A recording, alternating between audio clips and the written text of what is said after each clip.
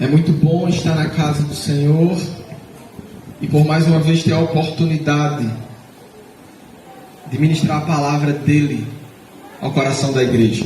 Amém? Eu quero convidar a igreja a tomar sua Bíblia no livro de Atos, capítulo 10.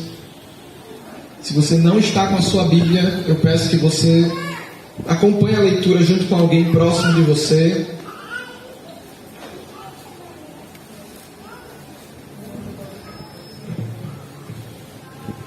Mas não deixe de acompanhar a leitura da palavra.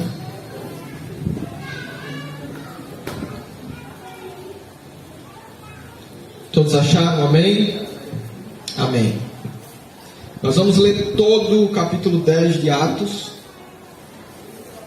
E depois nós vamos ministrar em cima desse capítulo. Havia em Cesareia um homem chamado Cornélio, centurião do regimento conhecido como Italiano. Ele e toda a sua família eram religiosos e tementes a Deus. Dava muitas esmolas ao povo e orava continuamente a Deus. Certo dia, por volta das 3 horas da tarde, ele teve uma visão e se aproximava dele. Ele teve uma visão, viu claramente um anjo de Deus que se aproximava dele e dizia: Cornélio. E atemorizado, Cornélio olhou para ele e perguntou: que é, Senhor? E o anjo respondeu: suas orações e esmolas subiram como oferta memorial diante de Deus. Agora mande alguns homens a Jope para trazerem um certo Simão, também conhecido como Pedro, que está hospedado na casa de Simão, o curtidor de couro, que fica perto do mar. Verso 7.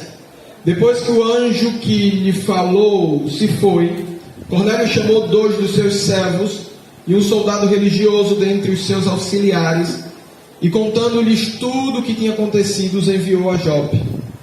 Então no dia seguinte, por volta do meio-dia, enquanto eles viajavam e se aproximavam da cidade, Pedro subiu ao terraço para orar. E tendo fome, queria comer. E enquanto a refeição estava sendo preparada, caiu em êxtase. Viu o céu aberto, algo semelhante a um grande lençol que descia à terra, preso pelas 4 pontas e contendo de toda espécie de quadrúpedes, bem como de répteis da terra e aves do céu.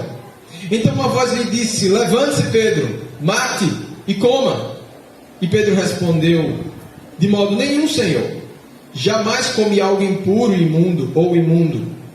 E a voz lhe falou pela segunda vez: não chame impuro ao que Deus purificou. Isso aconteceu 3 vezes, e em seguida o lençol foi recolhido ao céu.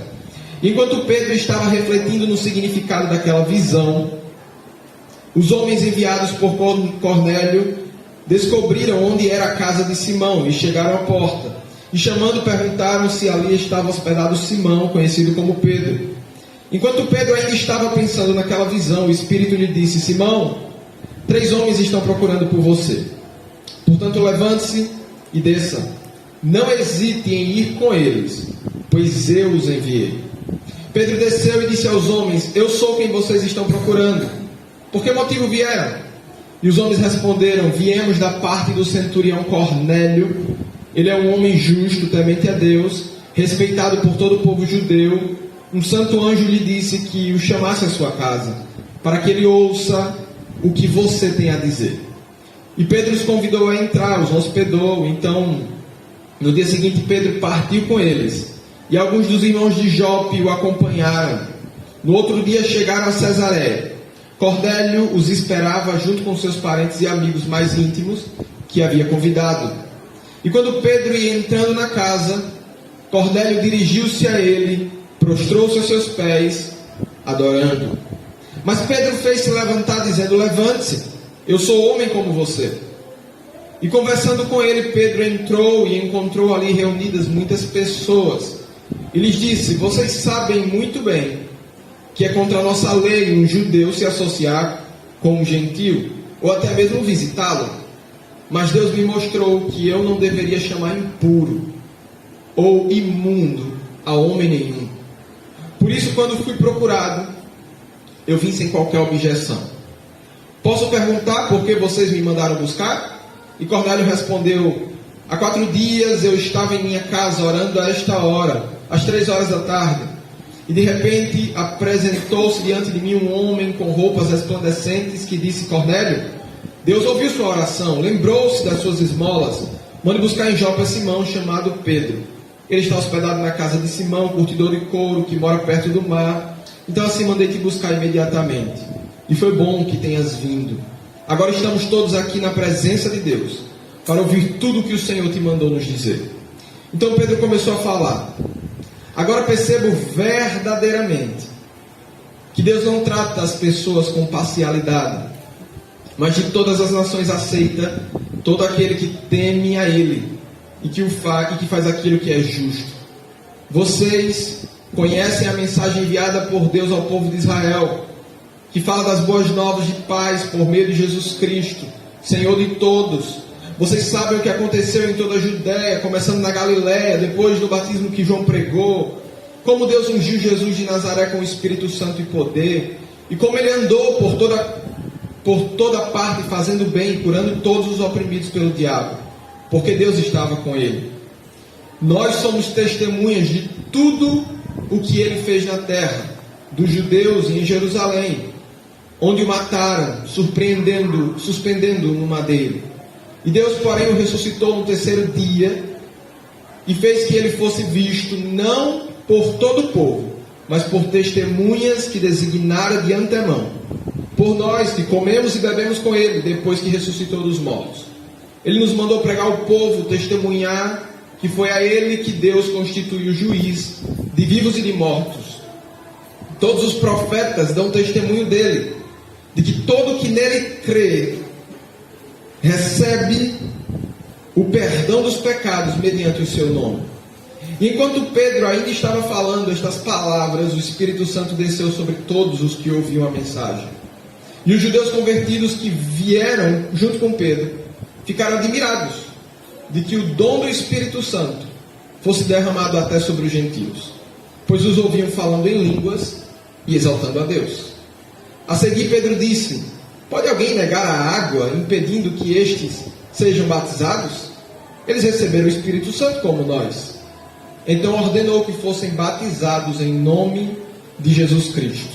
E depois pediram a Pedro que ficasse com eles alguns dias. Quando nós lemos um capítulo desse tamanho, às vezes parece exaustiva a leitura. Quando nós não temos o hábito de ler tanto assim, de uma só vez a palavra. Mas eu não poderia ministrar o capítulo 10 de Atos sem ler a palavra. Nós podemos às vezes refletir sobre muitas coisas numa pregação, mas se não pregarmos a palavra, nada fizemos. É a palavra que precisa ser pregada. Às vezes tem pessoas que já têm a mensagem, só precisa do versículo bíblico para poder chegar lá e pregar. Esse não é o caminho, meus irmãos. Nós precisamos meditar na palavra, estudar a palavra, ler a palavra, pregar a palavra, viver a palavra, porque é essa palavra que tem vida, que transforma, que liberta. E ao olharmos para o capítulo 10 de Atos, nós vamos ver claramente que a grande comissão de Mateus capítulo 28 estava em ação aqui na igreja de Atos. Aquela grande comissão, o envio, o ide que Jesus trouxe aos seus discípulos no capítulo 28 de Mateus, antes de ascender ao céu, estava em ação, na prática, nessa igreja aqui, nessa igreja primitiva, nessa igreja que estava nascendo. E nós vamos ver que o alvo de Deus em toda a terra é ser conhecido. Durante toda a história, o alvo de Deus sempre foi ser conhecido. Nós vamos ver também que o apóstolo Pedro, ele foi preparado por diversas experiências para cumprir a grandiosa missão de ensinar. Ele estava prestes aqui a abrir a porta do reino de Deus aos gentios por meio da pregação no poder do Espírito Santo. E ele nem sabia disso, talvez. Ele estava prestes abrir a porta da pregação do Evangelho que me alcançaria e que alcançaria você, que não somos judeus. O apóstolo Pedro estava prestes a realizar um dos maiores atos na história da igreja: pregar aos gentios, levar esse Evangelho aos povos não alcançados. E você vai ver que Cesareia, que era o lugar onde Cornélio estava, era uma extensão de Pentecostes. Às vezes as pessoas que acreditam que o batismo com o Espírito Santo foi tão somente no capítulo 2 de Atos, talvez não consigam ler os capítulos que sucedem ao capítulo 2 de Atos. Nós vamos ver o Espírito Santo descer em diversas ocasiões após o capítulo 2 de Atos. Nesse capítulo 10 nós vamos ver a descida do Espírito Santo de novo, a manifestação do Espírito Santo de novo. Por quê? Porque quando a palavra é pregada com fidelidade, nós vemos a ação do Espírito. Quando a palavra é pregada com fidelidade, o Espírito se move, transforma, liberta e opera aquilo que aconteceu em Atos 2. As línguas não são derramadas tão somente em Atos 2, mas nós vemos Pentecoste ao longo da história da igreja. E aqui nós vamos ver Pentecoste também. Então, Cesareia era uma extensão do que aconteceu em Atos capítulo 2. Cesareia era uma extensão do que aconteceu naquele lugar onde os discípulos e muitos cristãos foram batizados com o Espírito Santo. E aqui nós vamos ver que os judeus convertidos, eles criam que para que um gentio fosse salvo, ele tinha que se tornar um prosélito, no caso uma pessoa adepta das práticas religiosas do judaísmo. Se ele não fosse praticante do judaísmo, como na circuncisão, em diversas práticas religiosas do judaísmo, ele não poderia ser cristão. Ele não poderia ter parte nas bênçãos messiânicas. E aqui nós vamos ver o Senhor desfazer esse negócio todo. Por quê? Porque Deus deseja ser conhecido pelas pessoas mais improváveis. Talvez a casa de Cornélio era o lugar mais improvável para o apóstolo Pedro estar naquele dia. E nós vamos ver que vai dar muito trabalho para ele depois, no capítulo 11, explicar para o presbitério em Jerusalém o que foi aquela situação. Ele entrar na casa de um gentio, pregar o evangelho. Que história é essa? Aquilo era tudo muito novo, mas começou por ele. Foi ele que Deus escolheu, foi a ele que Deus usou. Por quê? A quem Deus quer se revelar? Ficou claro que a ação e a revelação de Deus é para corações submissos, pois a cruz abriu a porta para a salvação de toda a humanidade em termos iguais, pois todos precisam se arrepender e crer para ser salvos. Diga: todo aquele que nasce na terra precisa se arrepender e crer na pessoa de Jesus Cristo para ser salvo. Sem o arrependimento e a fé na pessoa bendita de Jesus Cristo, não poderá haver salvação, nem a judeus, nem a gentios, nem a ninguém. A salvação se dá por meio da fé. Nós vamos ver que os meios de Deus para salvar uma casa são diferentes dos nossos. Vamos ver aqui os meios de Deus para salvar a casa de Cornélio. Primeiro nós vamos ver a visão de Cornélio. E nós não podemos colocar um sensacionalismo, um misticismo na visão de Cornélio. Não, Cornélio estava ali. Ele era um homem religioso. Ele não era cristão, ele era religioso. Ele tinha práticas religiosas. Nós não podemos confundir isso. Quando o texto diz que ele era um homem temente a Deus, o texto quer dizer que ele era um homem simpatizante do judaísmo. Ele era um homem que exercia práticas religiosas, dogmáticas. Não que ele conhecia Jesus. Mas o que a gente vai ver? A gente vai ver que ele era um homem que, apesar de ser religioso, praticante do judaísmo, era o que tinha até então. Foi esse o meio que Deus usou para falar com ele. Enviar um anjo. Porque ele estava orando às 3 da tarde, quando ele recebe a notícia vinda do céu, mandando que ele fosse chamar a Pedro, que estava numa outra cidade. O apóstolo Pedro estava em Jope, enquanto Cornélio estava em Cesareia, aproximadamente 45 quilômetros de distância entre um lugar e outro. E ele recebe o comando do anjo: mande chamar a Pedro.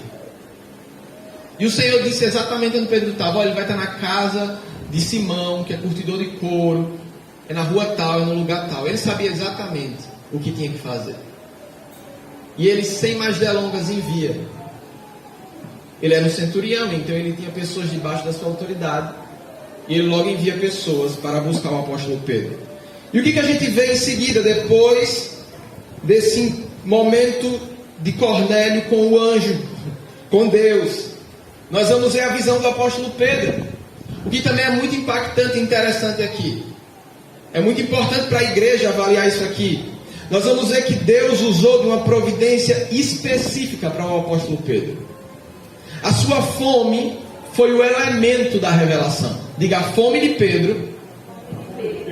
Diga: a fome de Pedro foi o instrumento da revelação.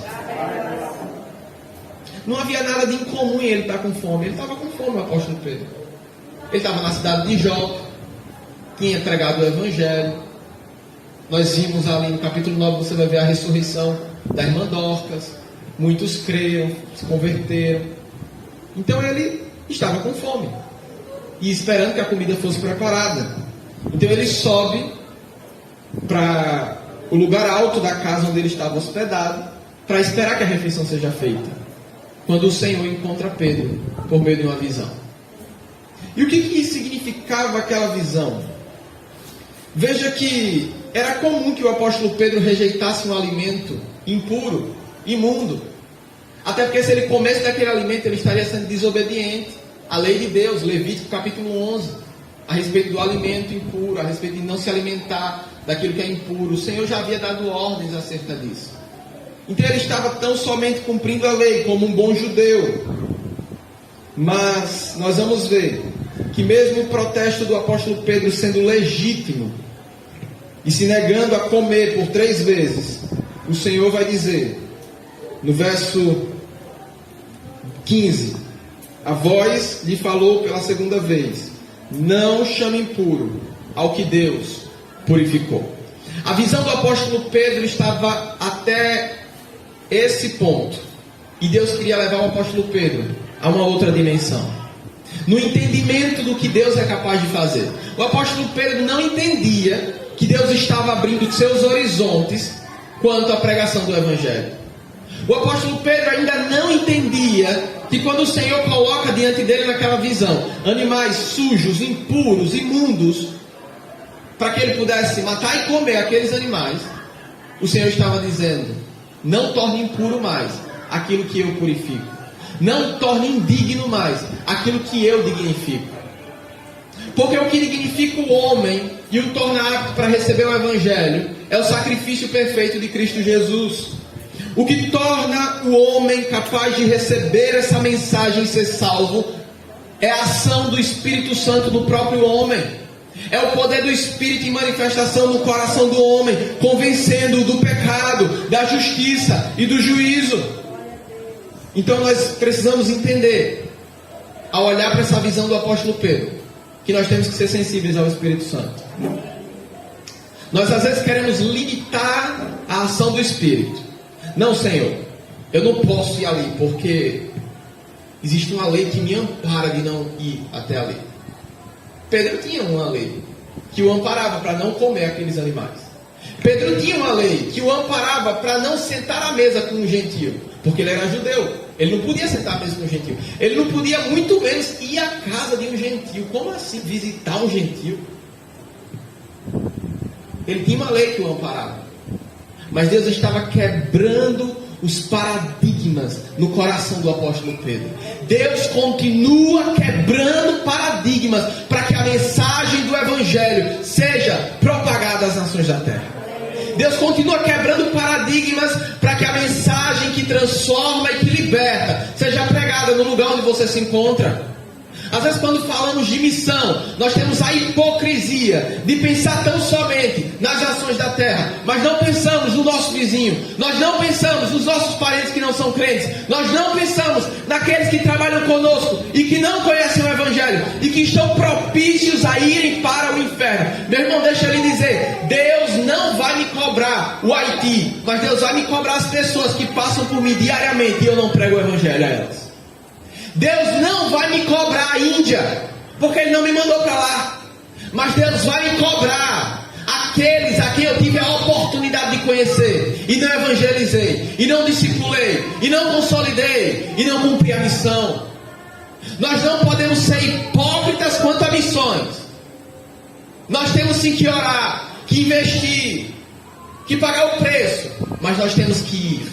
São os 3 pilares que a missionária falou aqui hoje.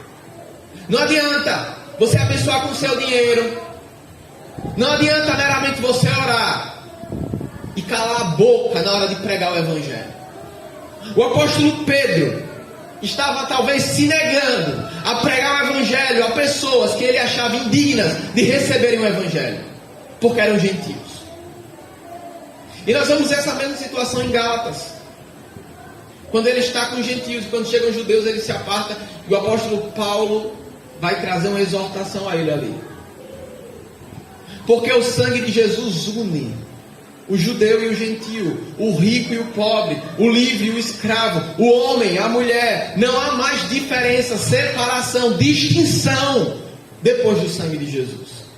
É por meio desse sangue que nós somos unidos, transformados, libertos e restaurados. O apóstolo Pedro estava ali aprendendo que Deus havia tornado possível, por meio da sua graça, a purificação, transformação, libertação e salvação de todo homem. Por meio dessa graça maravilhosa, Deus havia tornado possível o resgate de qualquer homem nessa terra. Deus havia tornado possível a libertação de todo aquele que crê. Nós vamos ver também aqui a ida do apóstolo Pedro à casa do centurião Cornélio. E nós vamos ver que quando os emissários que foram enviados por Cornélio até para Jope para recolher o apóstolo Pedro chegam lá, o apóstolo Pedro desce, recebe, hospeda eles, e no dia seguinte eles voltam para Cesareia junto com o apóstolo Pedro. E a Bíblia vai dizer que junto deles também estavam algumas testemunhas de Jope, porque, como eu disse, o apóstolo Pedro estava há algum tempo em Jope, pessoas tinham sido salvas, uma igreja estava nascendo naquele lugar. Então judeus convertidos acompanharam o apóstolo Pedro para Cesareia, para a casa de Cornélio. E aqui nós vamos ver que a recepção do apóstolo Pedro na casa do centurião Cornélio foi uma recepção calorosa. O apóstolo Pedro foi muito aguardado. O apóstolo Pedro foi muito esperado naquele lugar. Nós vamos ver que havia um grupo que estava faminto pela mensagem de Deus que o apóstolo Pedro tinha para pregar. Eu imagino que, assim como Cornélio, a sua família também exercia práticas religiosas judaizantes. Também temia a Deus, é o modo que o texto vai usar para falar. Temiam a Deus, eram tementes a Deus. A sua família também, os seus amigos também. Por isso que todo aquele povo, toda aquela célula estava reunida na casa de Cornélio para ouvir a mensagem de salvação. E o apóstolo Pedro chega e, como eu disse, foi recebido de forma calorosa. E nós vamos ver no versículo 25, dizer assim, quando Pedro ia entrando na casa, Cornélio dirigiu-se a ele, prostrou-se aos seus pés, adorando. E o verbo, no grego, que traduz adorando, é proskineo, que significa prestar reverência a um ser superior, a uma autoridade. Cornélio reconhece no apóstolo Pedro uma autoridade. Ele era um centurião romano. e reconhece no apóstolo Pedro a sua autoridade. E ainda eu vou falar nisso aqui, mas eu quero pegar a reação do apóstolo Pedro, no verso 26. Fazendo levantar-se Cornélio, dizendo: levante-se, porque eu sou homem como você. Isso aqui é interessante.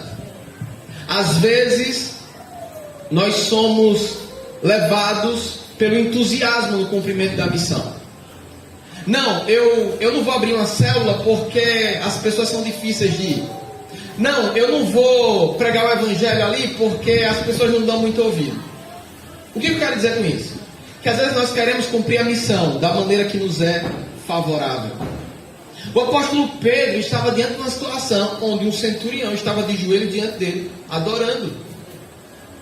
Ele podia muito bem, como um homem pecaminoso qualquer faria, de permitir aquela adoração. Ele podia muito bem, diante daquilo, dizer: eu vou ficar por aqui, porque eu estou sendo tratado como um rei nessa casa. Mas ele não tornou favorável aquilo que não tinha que ser favorável no cumprimento da missão. A adoração deve ser dada a Deus. O culto deve ser prestado a Deus. Nós não podemos nos mover por entusiasmo. Nós não podemos nos mover por ego, por idolatria. Não quero mais fazer aquilo. Por quê? Porque ninguém reconhece. Eu faço, ninguém reconhece meu trabalho, ninguém reconhece que eu estou ali, ninguém reconhece que eu estou servindo, ninguém reconhece. Não vou mais. Vou dizer para a pastora que não está dando certo mais. Não vou mais fazer aquilo. Não vou mais trabalhar naquele departamento da igreja. Porque ninguém reconhece. Enquanto você estiver buscando reconhecimento de homens, você ainda não entendeu o que é a mensagem da cruz, que precisa ser pregada. E o apóstolo Pedro reconhece que o entusiasmo de Cornélio por recebê-lo com tanto amor e zelo e gratidão não era digno de ser dado a ele. Ele não era digno de receber aquilo. Então ele toma uma atitude dizendo: levante-se, eu sou homem como você. Eu não mereço isso. Não, levante-se. Nós precisamos entender que a humildade precisa estar em nosso coração no cumprimento da missão. Nós não podemos determinar onde queremos pregar, quando queremos pregar, ou para quem queremos pregar. Nós precisamos tão somente pregar. A palavra precisa ser pregada. Não importa onde, não importa o bairro, a localidade, não importa se a casa é como um palácio ou se a casa é como um barraco. Não importa se o bairro é um bairro nobre ou se o bairro é um bairro perigoso. Não importa se o lugar é perto da minha casa, é cômodo, ou se o lugar é distante, eu tenho que me locomover. A palavra precisa ser pregada. Nós não podemos nos limitar a pregar a palavra. Nós não podemos sentar nos bancos, nas cadeiras da igreja no domingo e dizer: isso é ser crente. Uma vez que recebemos essa mensagem, ela não pode morrer em nós. Uma vez que recebemos essa mensagem, ela não pode ficar em nós. Na semana passada, nós ouvimos aqui sobre apontamentos da segunda vinda de Cristo. E foi falado aqui sobre o evangelho humanista, que não pode ser seguido por nós. O evangelho que nos coloca no centro. O evangelho em que eu sou o ser mais importante. Esse evangelho precisa ser rejeitado por nós. Esse evangelho não é o evangelho que Jesus pregou. Esse evangelho não é o evangelho que os apóstolos pregaram. Esse evangelho não é o evangelho que os pais da igreja viveram. Esse não é o evangelho que Cristo deixou para a sua igreja. O evangelho que Cristo deixou para a sua igreja é o evangelho de cruz, de morte, de renúncia, de perda, para que haja ganho. Nós precisamos diminuir para que ele cresça. E agora, voltando ao ato de adoração de Cornélio diante do apóstolo Pedro, nós precisamos entender que a cena de um centurião romano prostrado aos pés de um pescador galileu era revolucionária. Era uma evidência extraordinária das mudanças operadas na esfera do reino. Um centurião romano prostrado diante de um pescador galileu. Nunca vi isso na história. era revolucionário. Era o evangelho em ação. Era o maior sendo o menor. Era o reino de cabeça para baixo. Era o reino inverso que o povo não estava acostumado a ver. Como assim, Senhor? Pois é, ali o reino de Deus estava sendo expandido. Existem sinais de que o reino está sendo expandido. E um deles é esse. Quando nós vivemos uma vida de humilhação. Quando nós deixamos que o Senhor destrua, expurgue de nós o ego e transforme o nosso caráter. Ali o reino está sendo expandido. Ali está havendo transformação em nós. Ali a palavra tem poder e é liberada para transformar corações. Quando nós nos permitimos ser transformados pelo Senhor. Imagina como que a cidade de Cesareia entendeu, na sua cabeça, o povo entendeu, que o centurião Cornélio recebeu um galileu pescador na sua casa, e esse galileu se ajoelhou, ou melhor, e ele se ajoelhou diante desse homem galileu pescador, sem muita cultura, sem muita oratória. Pois é, esse é o evangelho, esse é o reino, esse é o poder de Deus em manifestação. Eu não estou aqui dizendo que Cornélio deveria ter mesmo se ajoelhado diante do apóstolo Pedro. O que eu estou dizendo é que uma vez que a mensagem do reino é pregada, há transformação naquele ambiente. Uma vez que a mensagem do reino é proclamada, há transformação naquela atmosfera. Uma vez que a palavra entra numa casa, aquela casa não é mais a mesma. Se for a mesma, a palavra não chegou. Porque onde a palavra chega, tem que haver libertação, tem que haver transformação. Porque não sou eu, não é Pedro, não é Paulo, não é pastor, profeta, apóstolo, ninguém. É o Espírito de Deus que manifesta poder, transformando vidas nas casas onde ele chega. Onde o evangelho chega, tem que haver mudança, tem que haver transformação, tem que haver mudança de caráter, de estilo de vida, de jeito, de gosto. Ah, é o meu jeito, é o meu gosto. Eu já era assim quando estava no mundo. Pois eu quero lhe dizer que o poder de Deus transforma corações, transforma jeito, transforma gostos. Porque essa é a palavra do reino de Deus que precisa ser proclamada com fidelidade. Nós temos visto a palavra ser vendida, tratada como mercadoria em tantos lugares aí fora. Mas nós precisamos nos apegar a essa mensagem de salvação. Quantas pessoas morreram proclamando essa palavra e não a negaram? E nós temos sido negligentes no cumprimento da missão neste tempo.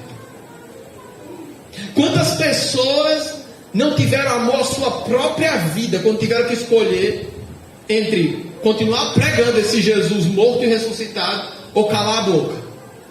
E nós temos calado a boca quando não há ninguém pondo uma faca, uma arma, o que quer que seja, no nosso pescoço, na nossa cabeça. Que evangelho é esse? Que mensagem é essa? Que palavra é essa?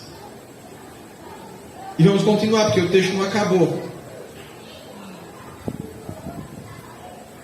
Nós vamos ver aqui agora a mensagem que foi pregada pelo apóstolo Pedro naquele lugar, naquela casa. Que mensagem é essa que o apóstolo Pedro pregou?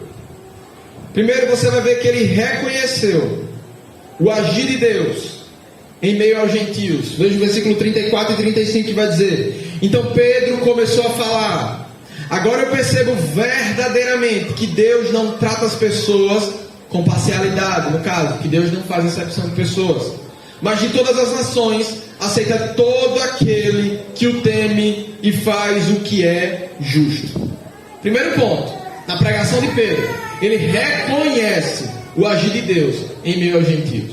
Ele reconhece mesmo que Deus ele veio, realmente Jesus operou um milagre a todos os povos. Ele reconhece isso, de primeiro, porque ele ainda não entendia isso. Pedro ainda pensava que o evangelho de Cristo tinha que ser pregado apenas aos judeus.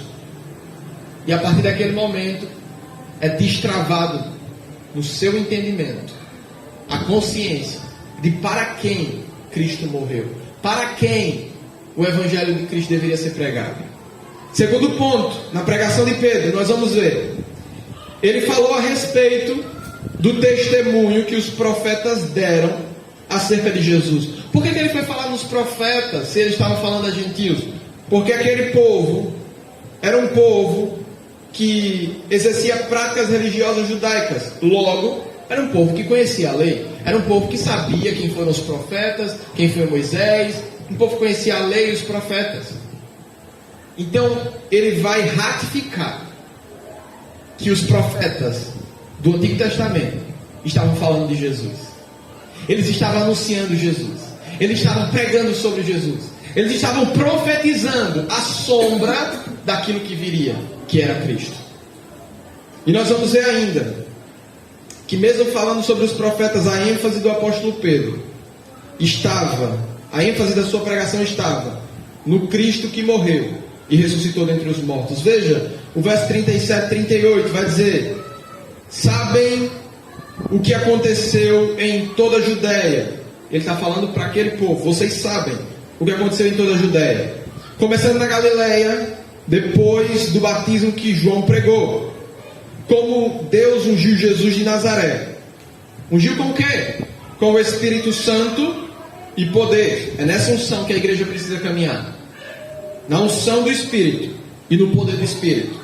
E ele continua dizendo: e como ele andou por toda parte, fazendo bem, curando todos os oprimidos pelo diabo. Por quê? Porque Deus estava com ele. Tudo que Jesus fez foi na dependência do Espírito Santo. Tudo que Jesus fez foi sob a jurisdição do Espírito Santo. Foi direcionado pelo Espírito Santo. Aleluia. E veja que ainda que ele vai falar do testemunho apostólico da ressurreição. Ele associou o testemunho profético do Antigo Testamento com o testemunho histórico dos que contemplaram a ressurreição. Ele vai fazer uma ligação, uma ponte entre o testemunho profético daqueles que não viram pessoalmente, mas contemplaram com os olhos da fé. Hebreus vai falar deles, os profetas, aqueles que vieram antes. E ele vai fazer um link daquilo que aconteceu lá com a testificação da ressurreição, contemplada pelos apóstolos, contemplada por Maria Madalena, contemplada por aqueles a quem o Senhor quis se revelar.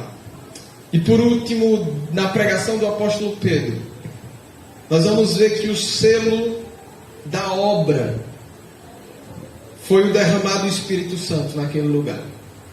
O selo da pregação do Evangelho, o selo do cumprimento da missão, é o derramado do Espírito. O selo de que uma obra é de Deus é quando o Espírito Santo é derramado sobre aquele lugar. Não adianta fazermos o que quer que seja. Podemos inventar o que quiser, projetos e mais projetos inovadores, o que você pensar. Se não tiver o derramado do Espírito, não houve selo naquela obra. Tem muitas pessoas promovendo shows, promovendo espetáculos, onde é realmente muito cheio de inovação, mas muito vazio do Espírito Santo. Nós precisamos pregar a palavra com fidelidade, porque o derramado do Espírito é garantia, todas as vezes que a palavra for pregada com fidelidade, com ousadia, com poder. Nós não podemos pregar a palavra como se estivéssemos tentando vender uma coisa barata, sem entusiasmo, sem poder. Não. Essa palavra precisa ser pregada com poder. Essa palavra precisa ser pregada com autoridade. Essa palavra precisa ser pregada no poder do Espírito, no derramar do Espírito, na unção do Espírito. Aleluia. E nós vamos ver, o texto vai dizer que o Espírito Santo desceu sobre eles. Sobre eles quem? Os que ouviam a mensagem. Veja o versículo 44 a 46. Enquanto Pedro ainda estava falando estas palavras, ele ainda estava pregando, estava no meio da pregação. E o Espírito Santo veio. No meio da pregação, o Espírito Santo desceu sobre todos os que ouviam a mensagem. Veja o 45. Os judeus convertidos, quais? Aqueles que vieram de Jope com o apóstolo Pedro. Aqueles que testificaram do que Deus fez por meio de Pedro lá na cidade de Jope, que ressuscitou a Dorcas, e quantas maravilhas o Senhor fez que as Escrituras não registram, mas nós sabemos que o Senhor fez grandes coisas por meio do apóstolo Pedro naquela cidade. Aqueles que testemunharam, alguns deles, vieram com Pedro a Cesareia. Então é desses judeus convertidos que o evangelista Lucas escreveu aqui, dizendo: os judeus convertidos que vieram com Pedro ficaram admirados. Com o quê? Eles já tinham o Espírito Santo. Admirados de que o dom do Espírito Santo fosse derramado até, eu gosto desse negócio aqui, é engraçado, até sobre os gentios. É como se os gentios fossem a última coisa dessa terra que pudesse receber o Espírito Santo. E de repente eles descobrem que até sobre os gentios o Espírito Santo desce. E quantos de nós às vezes estamos assim? Nos sentimos indignos de receber o Espírito Santo, porque pecamos. Mas o que nos dignifica para receber o Espírito Santo não é a perfeição em nós, porque nós não somos perfeitos. O que nos dignifica para receber o Espírito Santo é o arrependimento e a fé em Cristo Jesus. Uma vez que somos salvos na pessoa bendita de Jesus Cristo, o batismo no Espírito Santo é um presente de Deus a nós. O derramado Espírito, as evidências de línguas, é um presente do Espírito para nós. Primeiro precisamos ser salvos. Primeiro precisamos receber a Cristo, crer nele, e então recebemos o Espírito de Deus. Isso não é automático. Veja ainda o versículo 46. 45, eu disse que os judeus convertidos ficaram admirados, né, que o Espírito Santo desceu sobre os gentios além de Cesareia. 46 vai dizer: pois os ouviam falar em línguas, exaltando a Deus. Como eu disse no início, as línguas não foram distribuídas tão somente em Pentecoste. Ou melhor, tão somente no capítulo 2 de Atos, porque Pentecoste continua e continua. As línguas do Espírito são distribuídas sobre todo aquele que vive debaixo do mover do Espírito. Se você prega a palavra no mover do Espírito, o Espírito da palavra vai agir. Se você vive debaixo do mover do Espírito, o Espírito da palavra vai libertar, vai transformar pessoas.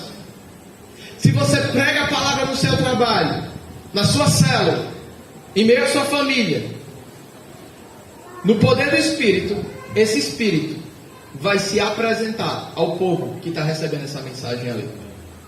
Porque o Espírito Santo não depende de mim para se derramar, para se permitir ser conhecido. Ele não depende de você. Ele tão somente depende que a palavra seja pregada com autoridade e poder. Que a palavra seja pregada na ousadia. Veja que eles ouviram a mensagem. Eles creram na mensagem. Eles foram salvos. E então foram revestidos e batizados no Espírito Santo. E depois, eles foram ainda batizados nas águas. Veja o texto ainda, porque a obra do Espírito é completa, amém? Veja ainda o versículo 46, o final vai dizer: a seguir Pedro disse: pode alguém negar a água, impedindo que estes sejam batizados? Por que Pedro estava falando isso? Porque eles eram gentios. Então, o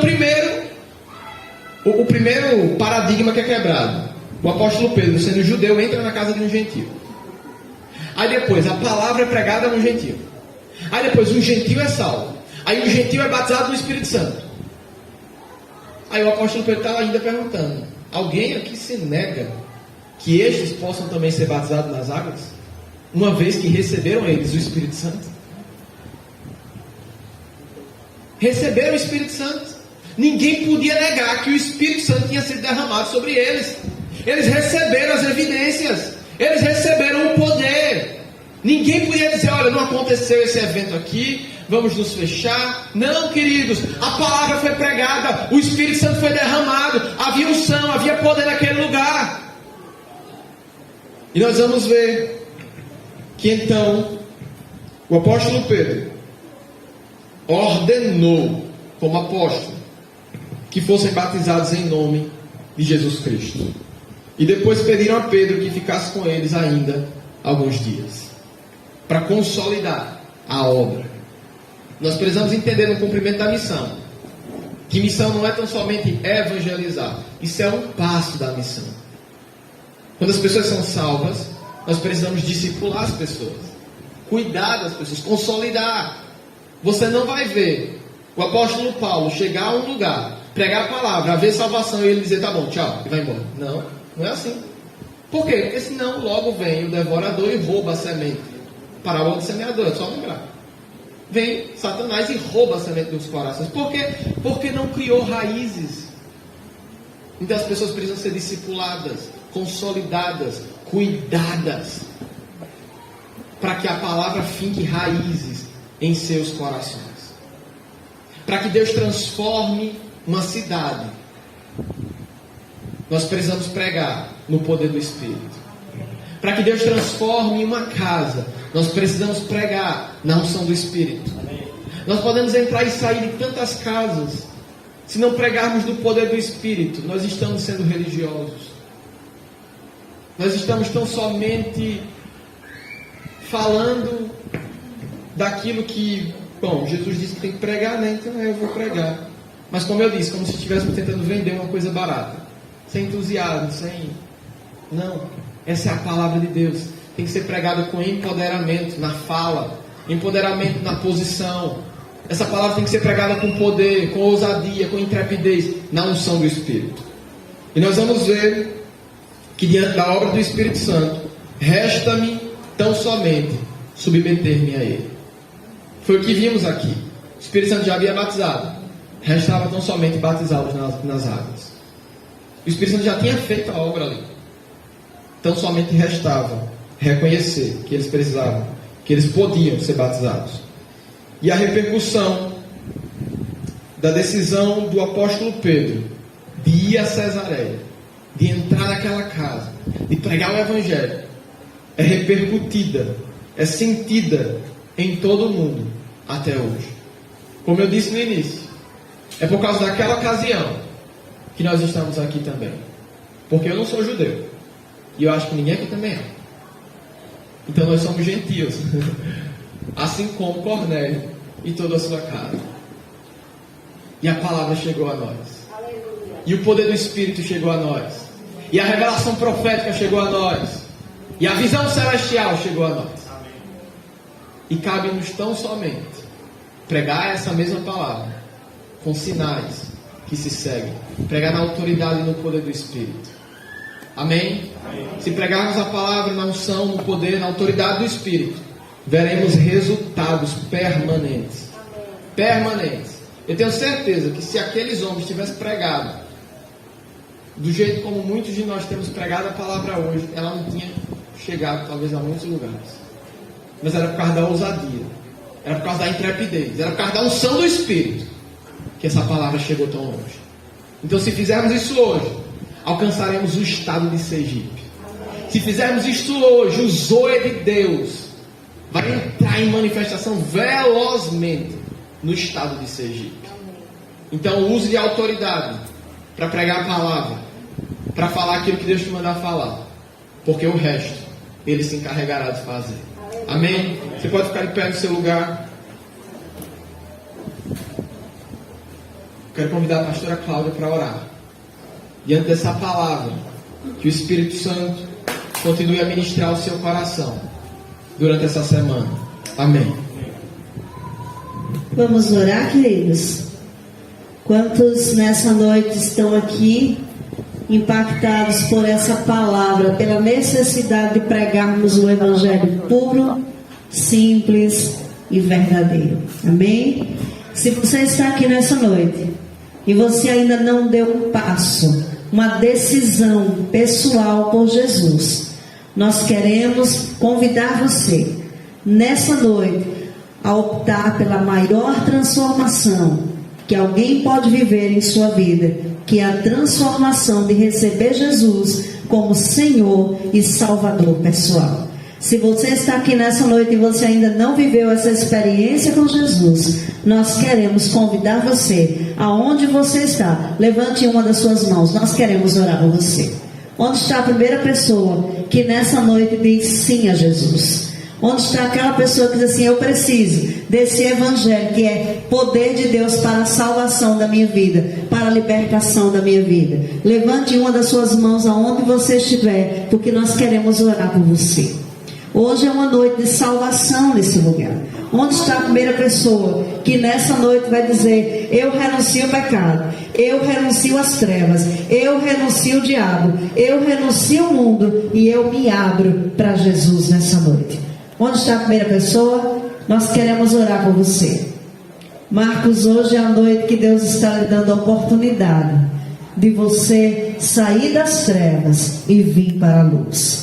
É a noite que o Senhor está dizendo, eis que eu estou à porta e bato. E se você está ouvindo a minha voz, abra a porta, porque Ele quer entrar e fazer em você uma morada para ter comunhão e te levar para a vida eterna. E é essa mensagem que nós queremos trazer ao seu coração nessa noite, Marcos. Que Deus tem um plano para a sua vida e o diabo não vai destruir o propósito e o projeto de Deus para a sua vida. O Senhor está aqui nessa noite lhe chamando, mas a resposta é sua. Que resposta você dará ao Senhor nessa noite? Se você nessa noite entende que Deus está falando com você, eu quero lhe convidar a levantar uma das suas mãos e a dizer, eu me rendo ao senhorio de Jesus. Amém? Então nós queremos orar. Queremos orar pela sua vida, queremos orar pela sua casa, pela sua família e proclamar: o reino de Deus é chegado sobre a sua vida, e as trevas batem em retirada, e os demônios batem em retirada, e a casa e a família é alcançada pelo governo de Deus. Amém? Marcos, você consegue me ouvir? Sim? Qual é a sua decisão nessa noite? Você quer receber Jesus como Senhor e Salvador pessoal da sua vida? Amém? Levante uma das suas mãos como sinal. Vem aqui à frente, nós vamos orar por você. Hoje é uma noite de quebra de cadeias. A mensagem é pregada, queridos, e há uma resposta de Deus. Nós queremos orar pela vida do Marcos, porque nós já estamos orando por ele. Ele já é alvo da nossa oração. Amém? Então levante as suas mãos em direção ao Marcos. Nós vamos orar com ele. Ele vai repetir a oração comigo. Repita comigo nessa noite: Senhor Jesus, eu abro o meu coração e eu te recebo como Senhor, Salvador pessoal da minha vida. Hoje eu compreendo que eu sou um pecador, que por mim mesmo eu não posso salvar-me. Por isso, dependendo completamente do sacrifício de Jesus, eu decido entregar a minha vida, o meu coração, àquele que é o Senhor da minha vida. Jesus, recebe hoje a minha oferta, o meu coração entregue no teu altar. Pai, nós quebramos todas as alianças do passado, rompemos com o poder das trevas sobre a vida de Marcos nessa noite, e nós proclamamos o poder da vida de Jesus sobre ele. Declaramos que uma experiência de novo nascimento brota no seu espírito, que a vida, o zoe de Deus, permeia o seu espírito nessa noite. E assim como Jesus disse a Nicodemos, que aquele, meu Deus, que não nasce da água e do Espírito não pode entrar no reino de Deus, nós proclamamos que Marcos nessa noite nasce da água e do Espírito. A palavra gera fé no seu coração, a palavra rompe com as cadeias nessa noite, e uma nova vida é gerada em Marcos nessa noite. Pai, na autoridade do nome de Jesus, nós cancelamos o seu passado, cancelamos as velhas alianças com o pecado, com as trevas, com o mundo, e estabelecemos agora, meu Deus, uma nova aliança com o Senhor. Proclamamos que ele nasce de novo no reino do Espírito, que ele se torna filho, Pai, na adoção por Jesus Cristo. Cristo. E nós declaramos que Marcos viverá para ver a manifestação da presença, da bondade, da fidelidade, da graça do Senhor sobre a sua vida. Eu declaro na autoridade do nome de Jesus, Pai, que toda a legalidade do inferno é quebrada sobre a vida dele, e o reino de Deus chega sobre ele, chega sobre a sua casa, chega sobre a sua família. E nós declaramos, meu Deus, um novo tempo, nós declaramos um novo ciclo, nós quebramos os ciclos velhos e declaramos um ciclo de avivamento, de poder, de graça, de libertação, de salvação sobre a casa de Adelaide, sobre a casa de Marcos. Os seus filhos serão afetados pelas decisões por Jesus. Em nome de Jesus, nós abençoamos a tua igreja nessa noite, diante dessa palavra que nós, Pai, ouvimos nessa noite, e nós respondemos sim, e nós dizemos: eis-nos aqui nessa noite, em nome de Jesus. Amém. Amém. Deus abençoe. Obrigada, Marcos. Nós falamos já com você.